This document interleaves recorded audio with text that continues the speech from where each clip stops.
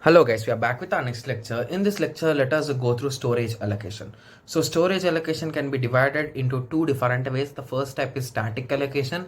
The second one is a dynamic, and dynamic allocation is further divided into stack allocation and heap allocation. Okay. So first let us go through static allocation. So static allocation is done at the compile time itself, guys. Okay, so static allocation is a procedure which is used for allocation of all data objects at compile time only.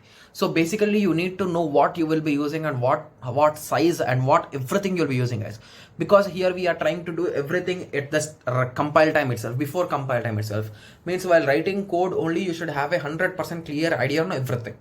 Okay, similarly static allocation is possible only when the compiler knows the size of the data objects at compile time. Yes.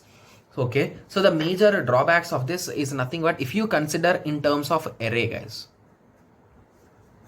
Okay, so all the problems are represented in terms of array.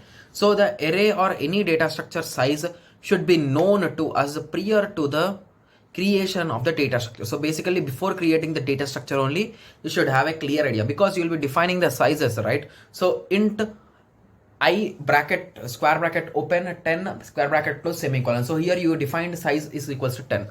So the example which I just told you is this, guys. Okay, so in that way.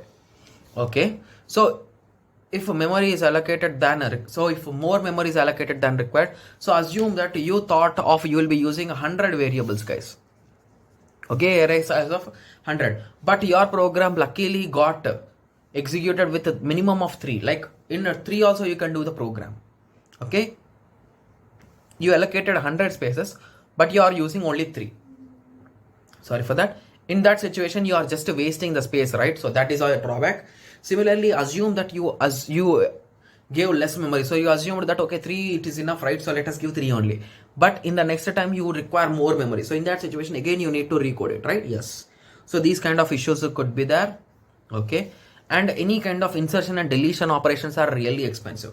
So assume that you are having an array in which you deleted the first element. So indirectly to move all the elements, you need to have n-1 moves, guys, right? Yes. So that shifting is really costly, guys, when compared with any kind of operation, right?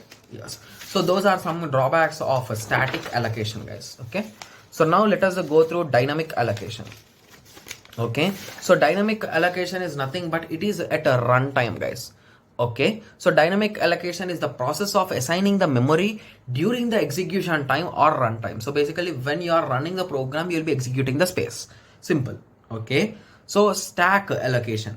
So stack allocation is a procedure in which stack is used to organize the storage. So basically stack, so how stack works, guys, last in first out. So whoever comes late will go out first. So that is the concept of stack. So if you recall, we discussed in the last lecture only about activation record. So if you recall, activation records are stored in stack. So basically this stack allocation includes the activation records, guys. So whenever a function or a procedure is called occurred, then an activation record will be created for the corresponding function, and that activation record will be pushed onto the stack.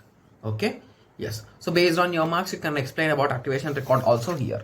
Okay, similarly heap allocation. So heap allocation is some kind of dynamic or 100% very flexible way of allocation space, guys. So allocation and deallocation of memory can be done at any time and at any place, depending upon the user requirement. So it also supports the recursion procedures. Yes. So we'll be using a malloc, calloc, free and reloc in C and C++, and in Java we will be using new and delete to make our heap allocation. Okay, so I hope everyone got some basic idea about different allocation mechanisms or storage allocations. Okay, so we discussed about static and dynamic, right? Yes. So I hope everyone got a clear idea. So in the next lecture, we'll be discussing about parameter passing mechanisms, guys. Okay, so let us meet in the next lecture. Thank you. Thanks for watching.